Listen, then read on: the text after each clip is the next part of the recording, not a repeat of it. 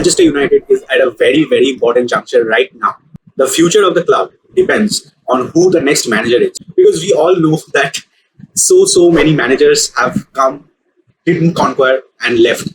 So the next manager whom the club chooses is the most important factor that's going to define how Manchester United is shaped as a club in the next 20 years. Today in this video, we are going to go into a detailed analysis of which of the two manager names that are being circulated right now is the most suitable for Manchester United. How do these managers compare to the metrics of statistics, the number of matches they have played, the leagues they have competed in, and the teams they have managed in a detailed and unbiased format.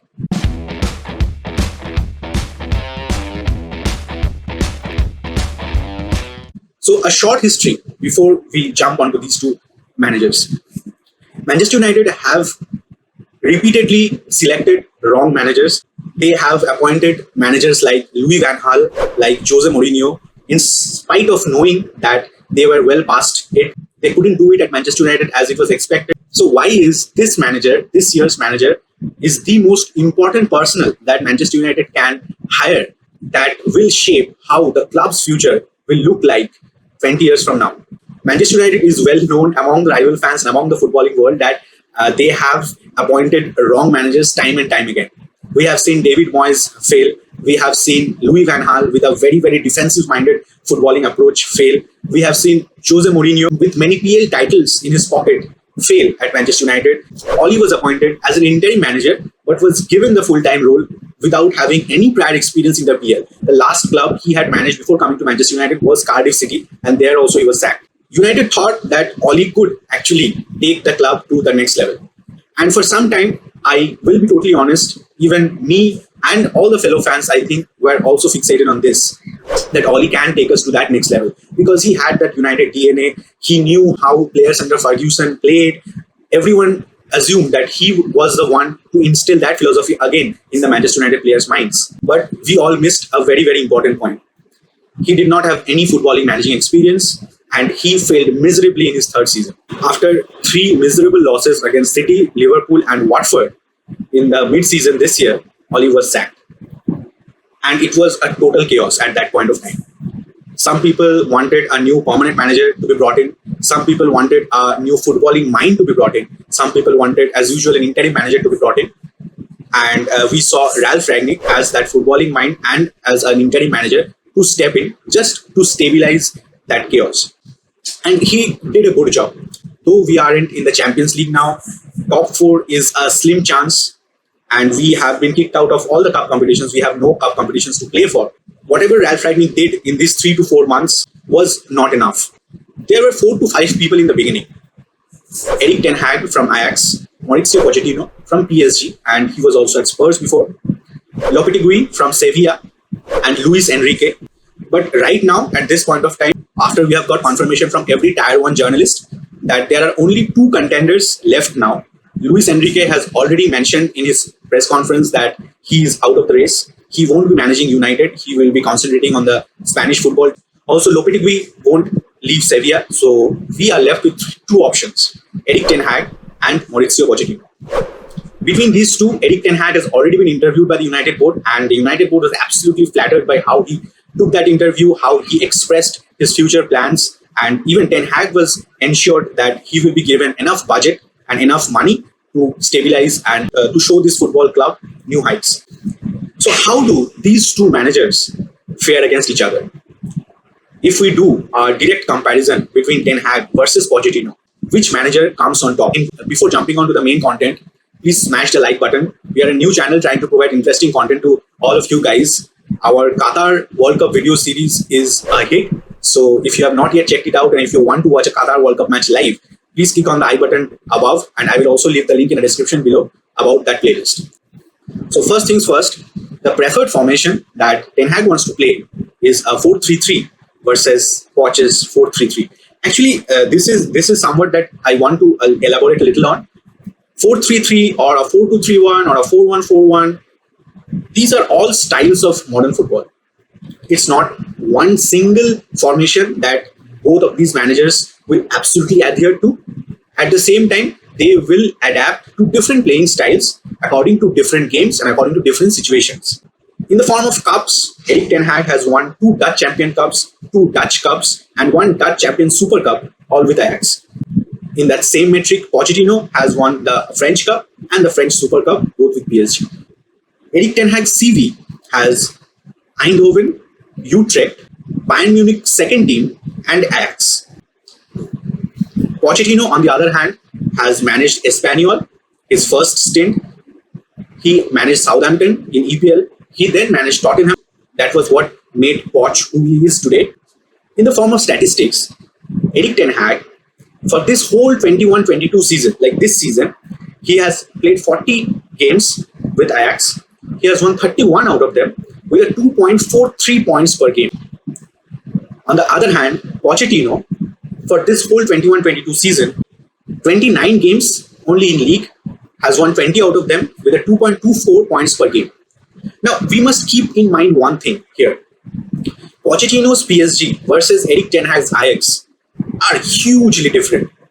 We all know PSG is an all-star team. It's a team of Galacticos. It has Messi, it has Neymar, it has Mbappe, but Ajax is not at all an all-star team. Pochettino's PSG is the best team on paper Pochettino has ever managed till now. And if I can say that, he has failed. In UCL, Erik Ten Hag has a point per game of 1.81, and for Poch, it's 1.75. Two very close figures to compare. But if we talk about the records, in 18-19 season, we all know that an invincible Ajax side, Erik Ten Hag helped reach Ajax the semis of UCL, in which, very, very funnily, he was knocked out by Pochettino's Spurs. Pochettino, with PSG, in 2021 season, reached the semis of UCL, but was knocked out by City. In 2022, we all know what happened. They also suffered the same round of 16 exit. In 18-19, we have already told for Erik Ten Hag that it was a game between Ajax versus Tottenham, managers Ten Hag versus Pochettino. In that game, Lucas Moura scored 3 goals, and Pochettino's side then went on to the finals and lost to Liverpool.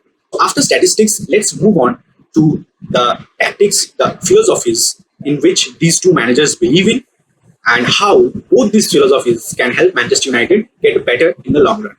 So the first point for Erik Ten Hag is high possession football. So Erik Ten Hag wants his teams to have high possession with a high CB line such that the pressing is intense, the pressing is effective. So as we all understand here that a high CB line means we need 2 fast center backs so that if a long ball is hit, the center backs can then run behind and defend that. This is an area where Manchester City struggled quite a lot in the last season. I remember Oli going to Etihad and winning all his games against Manchester City. That included 2 PL games and I think one another FA Cup or Carabao Cup game. And this was the only tactics that he employed. We used to hit long balls and Manchester City couldn't defend it. 2 very fast centre backs are absolutely required for an Erik Ten Hag system to work. And obviously an efficient CDM to drop in between the 2 CBs to create a back 3 when the whole team is up above the field attacking the ball. For CDMs, we all know that Manchester United has been tracking Declan Rice for quite a long time. We will come up with many videos on what this transfer window looks like for different teams. If you haven't subscribed, please subscribe to the channel. Also, press the bell icon so that whenever we upload a video, you get a notification for the same. Number 3 for Erik Ten Hag is overloads. Wherever the ball is, many players of the same team will go and crowd that same area. There is an advantage to it. It's difficult for the other team to get out of that space. We have already seen Pep and Xavi employ this in City and Barcelona respectively. Our elaboration of the Xavi ball in Barcelona, please click on the I button or I will leave the link in the description below. Please go and check out that video on how Xavi has improved Barcelona with his Xavi ball tactics. Also, another thing that we have already discussed in this channel when we were talking like a couple of months back when City was in an absolute run of form, that each of the player that Pep signs is a very versatile player. Each player can play at different positions. So a right back isn't only a right back. He can play a left back or he can even play a CB. A CDM or a CAM isn't only that position.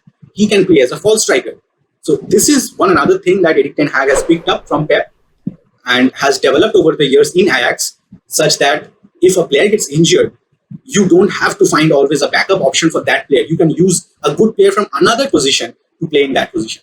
Now coming back to the weaknesses. we all know that every coach has their own weaknesses. Every playing style, however modern it is, however evolved playing styles will be in the recent years, there will always be weaknesses. I already discussed how City's weakness was long balls, and the same way Erik Ten Hag's weakness in playing a high CP line is always a long ball. So the only anti-venom for this is fast centre back. This is the most important thing that pundits are talking all over the world, is that Erik Ten Hag doesn't have any experience in EPL. Now, I don't think this is a very important factor. We know many managers who didn't have any experience in PL come in PL and absolutely obliterate the league. And number one and number two of these examples are obviously Pep and Klopp. Both of these came to EPL with no prior PL knowledge. They took some time, developed their team, and won the PL. So I don't think the way the pundits are saying, pundits like Gary Neville, like Roy Keane, like all these Manchester United ex-players are saying that, okay, Erik Ten Hag doesn't have that PL experience, but Poch has it. But I don't think this is actually a deciding factor. I think a coach who is well versed in his philosophy, in his tactics, can excel anywhere. Some other points for Erik Ten Hag, maybe good or bad, is his team building capacity. Now, we all know that after Ajax went on to the semi-finals of the CL in the 18-19 season, after that, very important players of the team like De Ligt, De Jong, Van der Beek, Hakim Ziyech, the whole team was taken apart when bigger clubs like Chelsea, like Barcelona, Juventus, even Manchester United for Van der Beek went in and brought those players. So it was down to Erik Ten Hag after that to rebuild that team from scratch again. And he did that again. He has worked a lot with young players. So obviously players like Hannibal Mejbri from the under-23s, Anthony Langa, then James Garner, who is at Nottingham Forest right now. He has had a brilliant season this year. These players, we can expect them to play first-team football and shine. Now, after discussing elaborately about Erik Ten Hag, let's come back to Pochettino. Pochettino isn't a bad coach. Let's impress upon this first. I am not here to diss Pochettino. Pochettino is a very attacking-minded footballing manager. He is not a Louis van Gaal or he is not a Jose Mourinho. We have all seen, we all know how Spurs played under him. He then plays mostly a 4-4-2 or a 4-1-4-1 system according to the situation, according to the opposition. If he is against a weaker opposition, he will employ a high tempo, a high block kind of football. But against a stronger opposition like, let's say, City, let's say Liverpool, he won't employ that. He will play a low tempo football and also a mid block. So a more pragmatic approach to big games. And this is also one reason, which we will come in just a second, is one weakness for Pochettino. But before that, another of the Pochettino philosophy. Pochettino's fullbacks play very high up the pitch. Fullbacks are very important and the most crucial positions in a Pochettino system. Luke Shaw was a Pochettino fullback and he came to Manchester United from Southampton. So we all know that when Luke Shaw is at his best, how he plays. Going back and forth, trying to join in the attack, trying to join in the defense, trying to join even in the midfield. So fullbacks have to be extremely fluid, have to be extremely energetic, have to be very good passers of the ball, have to be very good crossers of the ball. So I can't impress this more how fullbacks are crucial to a Pochettino system. So this was all about the unbiased comparison between Erik Ten Hag and Pochettino. Me being a Manchester United fan, I can, as a video maker, as a content creator, I can give you this unbiased opinion. But for me, it's obvious that I will have a choice. And my choice, as many other fans, is Erik Ten Hag. Pochettino has failed at his most recent job. And we all know managers are known by their most recent jobs. Because we did the same mistake when we appointed Jose Mourinho. We thought that, Jose Mourinho was a very good coach a couple of years back. So he can do it once again. But no. Once he lost it, he couldn't get it back. And maybe Pochettino has reached his peak. Pochettino did very good with Spurs. The team they had, the budget they have, the board they have, he did very good with Spurs. But he battled against good sides, which we don't want. We want to have a sound manager, to have a modern manager. Erik Ten Hag is. We want him to take some time. We want him to take, let's say, 2, 3 even transfer windows and build the team from inside. Yeah. Not just get us to the top 3rd or 4th spot, but get us to that top spot where City or Liverpool is right now. And personally, after the PSG stint, where everything has fallen off right now, they don't have anything to play for, and it's obvious that they will win the French league because of the non-competition that league offers. But other than that, Pochettino's PSG is not a good show. And just just for this reason, I think Erik Ten Hag should be the next manager for Manchester United. Please comment down below who you think should be the next manager for Manchester United and what is your reason for that. This was all from our side today. I hope we provided you with an informative video to make your decision, and let us know in the comments below who is your final choice. The PL game weeks are starting soon from this Saturday onwards, so we are going to come up with live reactions all over again. So stay tuned for that. Subscribe to the channel, like the video if you haven't liked it yet. Stay safe, enjoy football, and bye.